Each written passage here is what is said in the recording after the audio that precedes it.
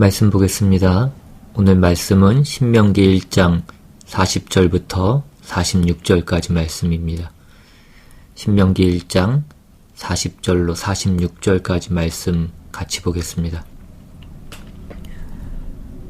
너희는 방향을 돌려 홍해길을 따라 광야로 들어갈지니라 하시매 너희가 대답하여 내게 이르기를 우리가 여호와께 범죄하였사오니 우리 하나님께서 우리에게 명령하신 대로 우리가 올라가서 싸우리이다 하고 너희가 각각 무기를 가지고 경솔히 산지로 올라가려 할 때에 여호와께서 내게 이르시되 너는 그들에게 이르기를 너희는 올라가지 말라 싸우지도 말라 내가 너희 중에 있지 아니하니 너희가 대적에게 패할까 하노라 하시기로 내가 너희에게 말하였으나 너희가 듣지 아니하고 여호와의 명령을 거역하고 거리낌 없이 산지로 올라가매 그 산지에 거주하는 아모리 족속이 너희에게 마주 나와 벌떼같이 너희를 쫓아 세일산에서 쳐서 호르마까지 이른지라 너희가 돌아와 여호와 앞에서 통곡하나 여호와께서 너희의 소리를 듣지 아니하시며 너희에게 귀를 기울이지 아니하셨으므로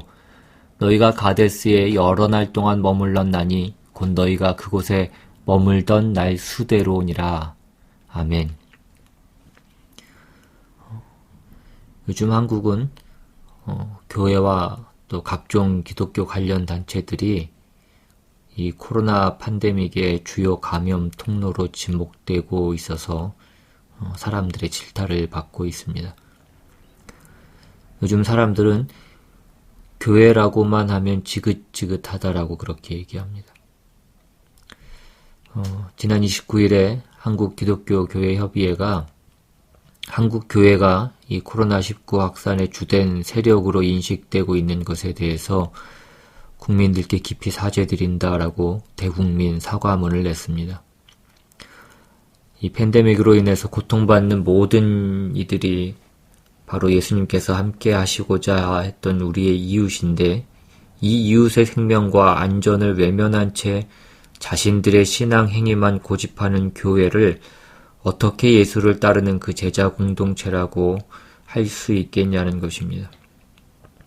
온 국민이 나와 이웃을 위해서 자기의 희생의 길을 선택하고 있는 이 시점에 대면 예배의 중요성을 앞세워서 그 예배를 강행하는 행위는 신앙의 본질과 또 집단적인 자기중심성을 분별하지 못하는 행위라는 것입니다. 오늘날 이런 교회의 모습이 모이라고 할 때는 그렇게 안 모이더니 모이지 말라고 하니까 길을 쓰고 모이는 것이 오늘 본문에서 보여주고 있는 올라가라고 할 때는 안 올라가고 이제 올라가지 말라고 하니까 길을 쓰고 올라가는 그 이스라엘 백성들의 모습과 너무나 흡사하다는 그런 생각을 하게 됩니다. 오늘 본문 41절을 보시면 이제 이스라엘 백성들이 하나님을 원망하고 가나안에 못 들어가겠다라고 하다가 하나님께서 그들을 향한 그 진노의 말씀을 하시자 우리가 여호와께 범죄하였사오니 우리가 하나님께서 우리에게 명령하신 대로 우리가 올라가서 싸우리이다 라고 얘기합니다. 여기 보시면 이스라엘 백성의 어떤 죄의 고백이 있고 이제 하나님의 명령에 순종해서 올라가서 싸우겠다라는 그 결의가 나타나 있습니다. 이러한 그들의 어떤 표현과 그들의 계획은 잘못된 것이 없어 보입니다. 그런데 하나님께서는 그들에게 올라가지 말라고 하십니다. 그런데 그들은 그 하나님의 말씀을 듣지 않고 거리낌 없이 그 산지로 올라갔다라고 그렇게 기록합니다. 그래서 그들이 어떻게 됩니까? 44절에 그 산지에 거주하는 아모리 족속이 너희에게 마주 나와 벌떼같이 너희를 쫓아 세일산에서 쳐서 호르마까지 이른지라 아주 처참한 패배를 당하게 됩니다. 그리고 나자 이제 그들이 하나님 앞에서 통곡합니다. 45절에 너희가 돌아와 여호와 앞에서 통곡하나 여호와께서 너희의 소리를 듣지 아니하시며 너희에게 귀를 기울이지 아니하셨으므로 하나님이 그들의 고통스러운 그 울부짖음을 듣지 아니하셨다고 2번이나 반복해서 표현되어 있습니다. 그들의 어떤 그 회개나 그들의 결의가 하나님에 대한 순종에서 오지 않았기 때문인 것입니다. 그 가나안 땅이 약속의 땅이었을 때 그들은 들어가지 않으려고 했습니다. 그런데 이제 그곳이 금단의 땅이 되자 이제 그들은 굳이 그곳에 들어가려고 하는 것입니다. 여러분, 우리는 이것이 정말 믿을 수 없을 정도로 그들이 타락하고 뒤틀려 있다라고 그렇게 생각할지 모르지만 이것이 인간의 전형적인 죄성이라는 것입니다. 지난주에도 살펴본 바와 같이 가나안에 들어가는 것은 어떠한 업적이나 공적에 대한 보상으로 들어가는 것이 아니라고 했습니다. 가나안 땅은 하나님의 통치의 장소이고 그래서 그곳에 들어가려면 어떤 한 번의 선택이나 결정의 문제가 아니라 거기 들어가서 살 수 있는 어떤 상태가 되어야 되는 것이라고 말씀드렸습니다. 지난주에 이어서 오늘 내용들 가운데에서도 우리가 놓치지 말아야 될 것은 회개라고 하는 것도 우리가 왼쪽 길로 가다가 잘못됐으니까 그럼 이번에는 오른쪽 길로 가겠습니다. 이런 것이 회개가 아니라는 얘기입니다. 왼쪽 길로 갔더니 벌 받아서 오른쪽 길로 가고 오른쪽 길로 갔더니 상 받아서 나는 계속 그 길로 가겠다. 이것을 신앙이라고 그러지 않는다는 것입니다. 물론 우리의 신앙의 어떤 초기 단계에는 우리가 무엇이 옳고 무엇이 그른지를 잘 모를 때에는 우리가 잘못된 길로 갔을 때 하나님이 벌을 주셔서 그 길로 가지 못하게 하시고 우리가 바른 길을 가면 상을 주셔서 그 길을 계속 가게 하시는 그런 방법을 쓰시기도 하십니다. 그러나 결국 하나님이 우리에게 원하시는 것은 하나님이 기뻐하시는 것을 선택하는 그 사람이 되는 것이지 그 선택의 결과가 무엇이냐 때문에 이것을 선택하고 저것을 선택하지 않고 하는 즉 이해관계에 의한 그 선택의 문제는 아니라는 것입니다. 지난주에도 말씀드렸지만 다니엘의 세 친구가 그 풀무불에 던지우게 된 그 상황 앞에서 왕 앞에서 한 얘기가 무엇입니까? 우리 하나님께서 저 맹렬한 풀무불에서도 우리를 능히 건지실 수 있고 그리 아니하실지라도 우리가 왕의 신들을 섬기지도 아니하고 왕이 세우신 그 금심상에 절하지도 아니할 것입니다. 라고 얘기합니다. 자신들의 결정으로 인해서 어떤 결과가 생기든지 그 이해관계에 상관없이 하나님 편에 서는 그 선택과 결정을 하고 있는 것입니다. 이런 신앙 인격의 상태를 성경이 요구하는 것이지 지금 이렇게 선택했다가 거기서 하나님한테 혼나니까 그러면 저렇게 하는 혼이 나고 손해를 봐서 번복하는 것을 가지고 회개라고 그러지 않는다는 것입니다. 즉 신앙이란 하나님에 대한 이해와 하나님에 대한 신뢰의 싸움이지 그 선택이 나에게 어떤 이익을 주느냐의 싸움은 아니라는 것입니다. 그래서 가나안 땅은 내가 한번 선택을 잘해서 들어가고 선택을 한번 잘못해서 못 들어가는 그런 장소가 아니라 하나님의 사람다워야 되는 곳이라고 말씀을 드렸습니다. 그러니까 우리의 신앙이 무슨 주문을 외우는 것이나 무슨 부적을 지니는 식의 신앙이어서는 안 된다는 것입니다. 여러분, 주문은 무엇입니까? 그 주문의 내용이 중요하지 않습니다. 그 주문의 대상이 누구인지도 잘 모릅니다. 그러나 그 주문을 외우면 어떤 결과가 일어난다는 것만은 아는 것입니다. 그것이 주문입니다. 수리수리 마수리니 아브라카다브라니 그것이 무슨 뜻이고 누가 그 주문을 외우면 그 주문에 대답을 해서 어떤 결과를 만들어 주는지는 아무런 상관이 없습니다. 그 주문을 외우면 내 소원이 이루어지는 것만 중요한 것입니다. 부적도 마찬가지입니다. 그 부적이 무슨 내용으로 되어 있고 무슨 뜻인지 모릅니다. 그 부적을 하고 있으면 어떤 초월자가 와서 그 약속된 결과를 만들어 주는지 모릅니다. 다만 그 부적을 하고 있으면 어떤 위험으로부터 벗어날 수 있다라고 그렇게 생각을 하는 것입니다. 그러니까 이런 결과를 얻기 위한 방법으로 신앙이 동원되어서는 안 된다는 것입니다. 그런데 이것이 모든 사람들에게 있는 어떤 본능적인 종교심이더라는 것입니다. 그래서 우리는 하나님을 믿는다고 하면서 그것이 이런 세상적인 자기 소원을 이루기 위한 방법으로 자꾸 그것이 쓰여지기 때문에 우리는 그것을 이 사건 속에서 분명히 해야 될 필요가 있는 것입니다. 사무엘상 4장에 보시면 이것을 잘 나타내주는 어떤 대표적인 사건이 나옵니다. 사무엘상 4장 1절부터 보시면 사무엘의 말이 온 이스라엘에 전파되니라. 이스라엘은 나가서 블레셋 사람들과 싸우려고 에벤에셀 곁에 진치고 블레셋 사람들은 아벡에 진쳤더니 블레셋 사람들이 이스라엘에 대하여 전열을 벌이니라. 그 둘이 싸우다가 이스라엘이 블레셋 사람들 앞에서 패하여 그들에게 전쟁에서 죽임을 당한 군사가 4,000명가량이라.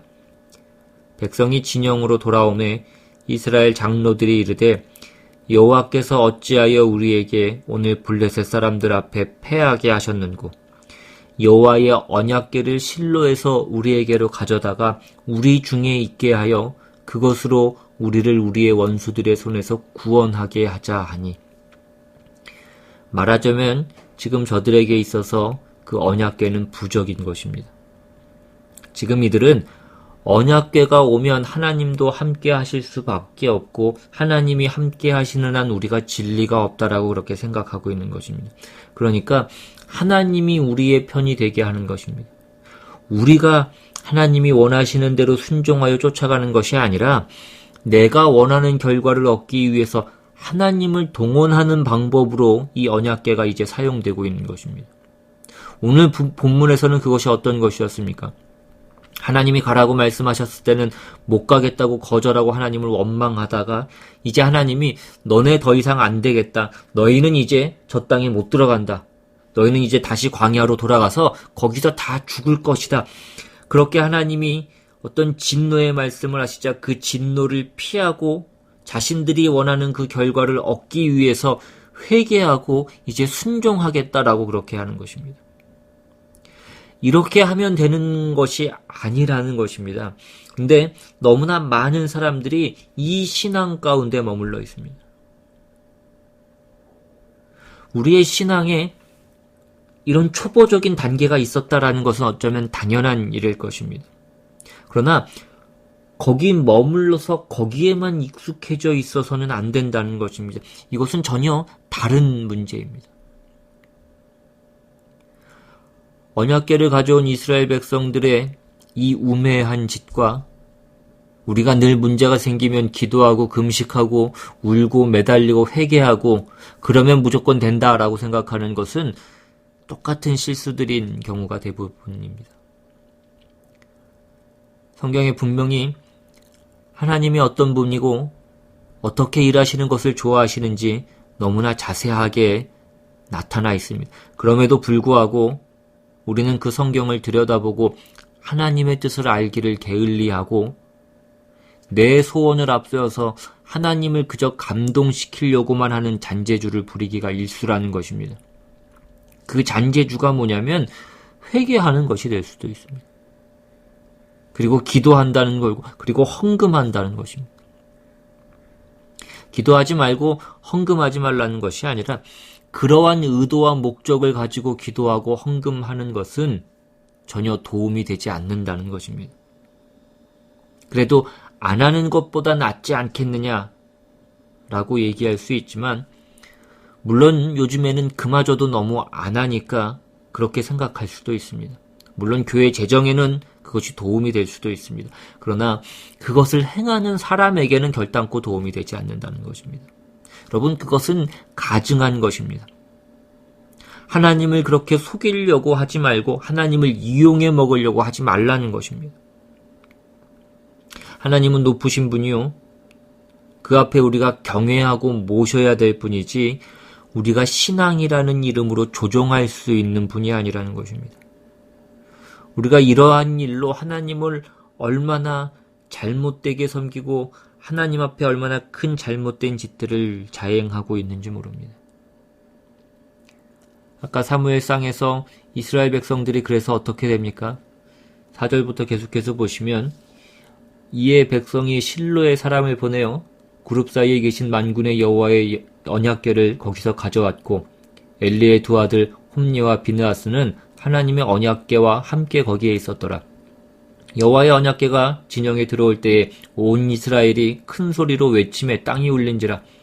블레셋 사람이 그 외치는 소리를 듣고 이르되 히브리 진영에서 큰 소리로 외침은 어찌 됨이냐 하다가 여호와의 궤가 진영에 들어온 줄을 깨달은지라.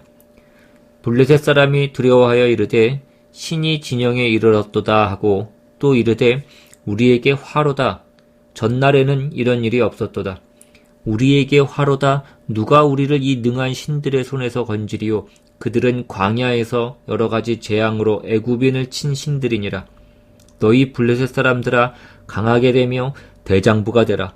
너희가 히브리 사람의 종이 되기를 그들이 너희의 종이 되었던 것 같이 되지 말고 대장부 같이 되어 싸우라 하고 블레셋 사람들이 쳤더니 이스라엘이 패하여 각기 장막으로 도망하였고 살육이 심히 커서 이스라엘 보병에 엎드러진 자가 3만 명이었으며 하나님의 궤는 빼앗겼고 엘리의 두 아들 홈니와 비느하스는 죽임을 당하였더라. 이스라엘이 얼마나 처참한 패배를 맛보는지 모릅니다. 하나님이 지금 여기에 안 계시고 하나님이 이 일에 간섭하시지 않습니다. 오늘 본문에도 보시면 42절에 여호와께서 내게 이르시되 너는 그들에게 이르기를 너희는 올라가지 말라 싸우지도 말라 내가 너희 중에 있지 아니하니 너희가 대적에게 패할까 하노라 하시기로. 그런데 이 바보 같은 짓을 지금도 계속하고 있다는 것입니다. 우리는 흔히 붕어의 기억력이 3초라고 얘기합니다. 정말 3초인지 정확한 건 잘 모르겠지만 낚시하는 사람들이 낚시바늘에 걸렸던 붕어를 놓아주면 그 입이 찢어졌어도 다시 와서 그 미끼를 무는 것을 보고 그렇게 얘기합니다. 그런가 하면 집에서 기르는 군붕어도 먹이를 너무 많이 주면 자기가 먹이를 얼마나 먹었는지 모르고 계속해서 그 먹이를 먹다가 배가 불러서 배가 터져서 군붕어가 죽는다고 그렇게 얘기하기도 합니다. 사람은 그러면 그 기억력이 몇 초나 되는 것 같습니까? 성경을 읽어보면 2페이지만 넘어가도 사람들이 그것을 다 까먹습니다.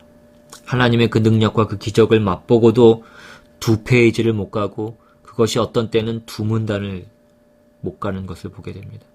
이것이 남의 나라의 이야기가 아니고 다른 사람의 이야기가 아니라는 것입니다.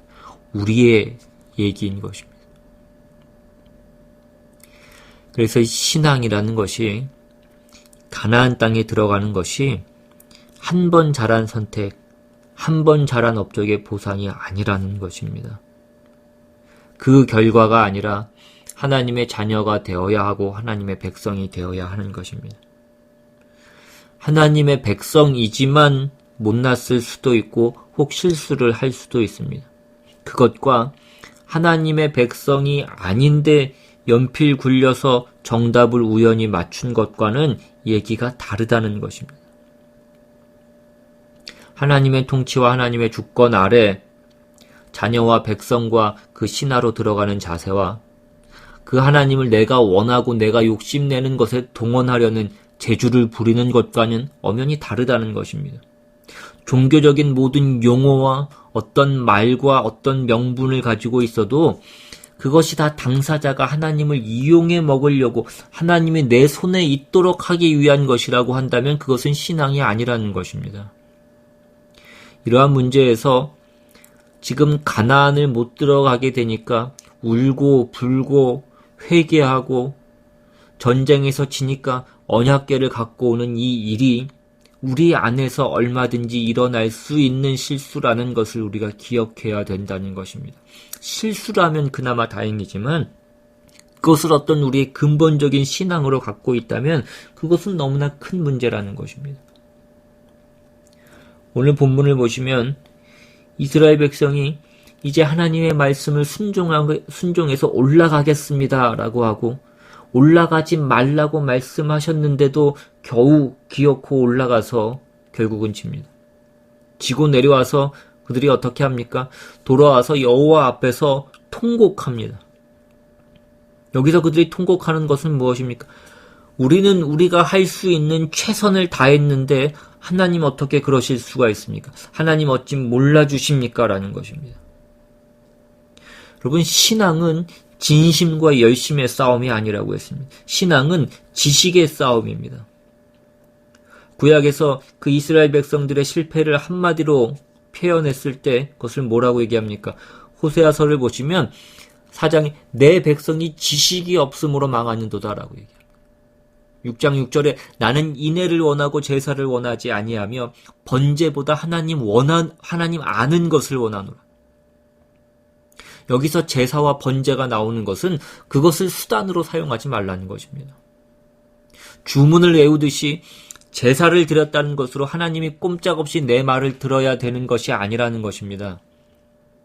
제사를 드렸다는 것이 내가 하나님 앞에 내 열심을 바쳤으니 하나님도 내가 한 것만큼 나에게 보상을 해줘야 된다는 그 근거로 사용하지 말라는 것입니다. 물론 우리가 우리의 진심과 열심을 가져야 됩니다. 우리의 진심을 바쳐야 되고 우리의 전 인격을 몰입해야 됩니다. 그러나 신앙의 내용은 결국 하나님이 누구시며 하나님이 어떻게 일하시며 하나님이 우리에게 무엇을 원하시냐의 그 싸움이지 우리가 열심을 부려서 내 소원을 이루자는 방법으로 그것이 쓰여져서는 안 된다는 것입니다. 결국 신앙이란 하나님이 그 권자에 계시는 것입니다. 우리는 그가 다스리시는 백성이고 그가 사랑하시는 그의 자녀이지 우리가 주인이지 않다는 것입니다. 그런데 우리는 하나님이 나와 내 인생의 목표와 그 계획을 가지고 계시는 것을 묻지 않고 내가 목표를 가지고 하나님께는 그것을 이루는 방법만으로 요구를 하기 쉽다라는 것입니다. 그리고 그 방법을 요구하는 조건으로서 지금 나오는 바와 같이 어떤 주문이나 어떤 열심을 조건으로 삼기 십상이라는 것입니다. 그래서 신명기에서 말씀하고 있는 이스라엘 백성들을 향한 가장 중요한 경고와 그들에게 하는 권면은 이것입니다.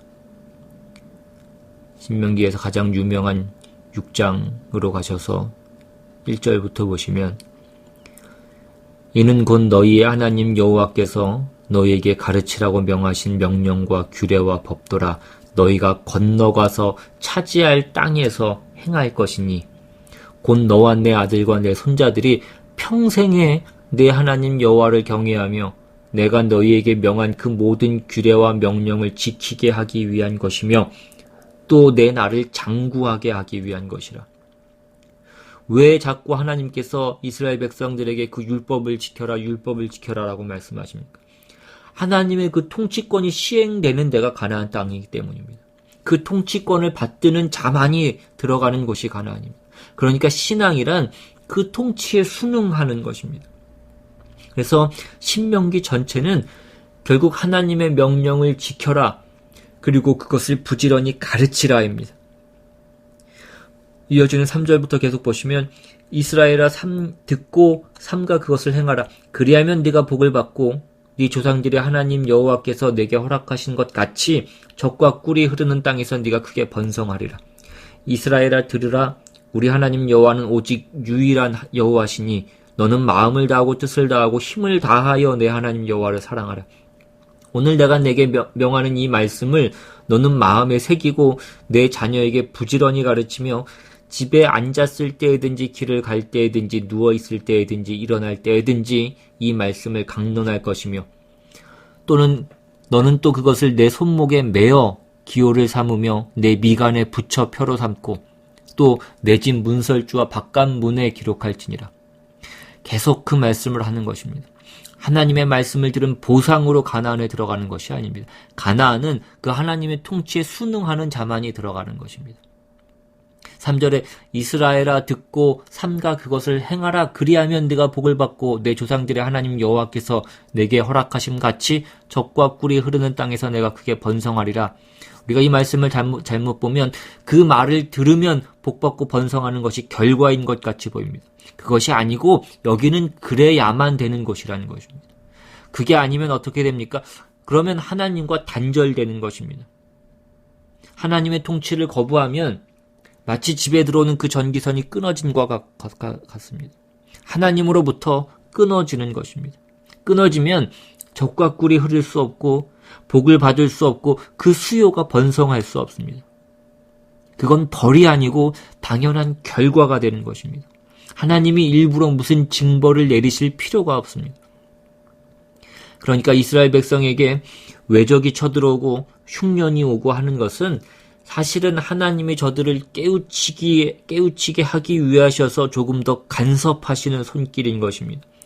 내버려 두면 그냥 그 길로 가게 두면 낭떠러지에 떨어져서 다 죽는 것인데 와서 때려서 정신 차리게 하는 것입니다. 하나님을 사랑하고 하나님의 법대로 순응하는 것이 하나님 나라에서는 통치 원리고 거기서 사는 자들이 지켜야 되는 책임이며 복받는 방법이고 하나님의 은혜와 사랑과 보호를 받는 원칙들인 것입니다. 그것을 어기면 중앙선을 넘어서 가는 차와 같습니다. 경찰이 잡아서 죽이는 것이 아니라 중앙선을 넘어가면 마주 오는 차와 부딪혀서 죽는 것입니다. 그러니까 이런 일들은 다 이렇게 하면 보상을 받는다가 아니라 여기는 이것만이 유일한 질서요, 원리요, 삶의 무슨 비법이요, 이런 것들인 것입니다. 그래서 우리의 신앙은 그 하늘나라에 가서 살 준비를 하는 자로서 이 하나님의 통치에 익숙한 자가 되는 것입니다. 그 익숙은 보상을 위해서가 아니라 그 영원한 나라, 복과 생명의 근원이신 하나님이 다스리시는 그 영원한 나라에 가기 위하여 준비되는 기간으로서 이 세상을 그 신앙생활을 해야 되는 것입니다. 난 다 준비가 되어 있는데 하나님이 나에게 시키실 일이 있어서 이 세상에 남겨져 있다라고 그렇게 생각하지 마십시오. 하나님 대신 내가 좀 더 열심히 하고 가야 될 일이 남아있는 것이 아니고 우리의 신앙생활 전부는 이 싸움인 것입니다. 여러분, 우리는 그의 법을 지켜서 천국에 가는 것이 아닙니다. 그를 선택해서 우리가 복을 받는 것이 아닙니다. 우리는 그렇게 되도록 부름을 받았고 그것을 만들어내야 되는 것입니다. 그것이 우리의 유일한 삶의 법칙이고 책임이고 또 소원이고 기쁨이며 모든 것이 그리로 가도록 하나님이 우리를 요구하고 계십니다. 이것이 우리의 신앙생활인 것입니다. 오늘날 이 시대는 예배도 우리를 위한 것, 우리의 필요를 채우는 것이 되었습니다.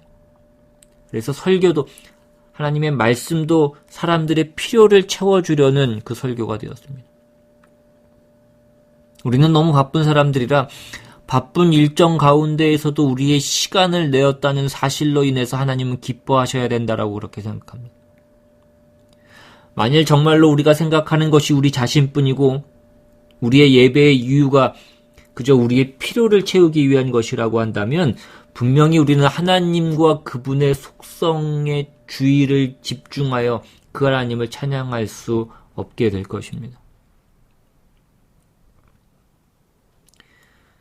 제가 다 설명하지는 못하지만 왜 이 재미없고 그 소리가 그 소리 같은 말씀을 자꾸 하고 있는지 여러분이 제발 이해하셔서 여러분들의 신앙생활에 이 실패가 없는 어떤 보상의 차원에서의 신앙이 아니라 하나님을 내가 써먹으려고 하는 그 신앙이 아니라 하나님의 통치 아래 순응하는 자로 나를 만들어가는 그 신앙생활을 하시는 그래서 하나님의 사람으로 부요해지고 풍성해지는 우리 모두가 되시기를 주님의 이름으로 축원합니다. 기도하겠습니다. 하나님 아버지, 감사합니다. 주님께서 우리의 모든 삶 가운데 우리와 함께 하시며 우리를 채워가시며 우리를 인도하시는 줄로 믿습니다. 우리가 우리의 삶을 온전히 감당하며 매일매일 하루하루의 그 일상을 충실히 살아내며 그 하나님의 통치를 받으며 그 하나님의 다루심에 순종하고 순응함으로 자녀답게 하나님의 백성답게 그렇게 만들어져 가며 그 주님의 나라에 합당한 자로서 준비되어지는 우리 모두가 될 수 있도록 우리가 다시 광야로 돌아가서 그것을 방황하는 자들이 되지 않게 주님 도와주시옵시고 그 젖과 꿀이 흐르는 곳에서 주님과 함께하며 주님의 다루심을 받는 그것이 우리의 기쁨이요 우리의 삶의 방식이요 우리의 자랑이 되는 복된 우리 모두의 삶이 될 수 있도록 주님 역사하여 주시옵소서. 감사드리며 예수님의 이름으로 기도드리옵나이다. 찬양하시고 주기도문으로 예배를 마칩니다.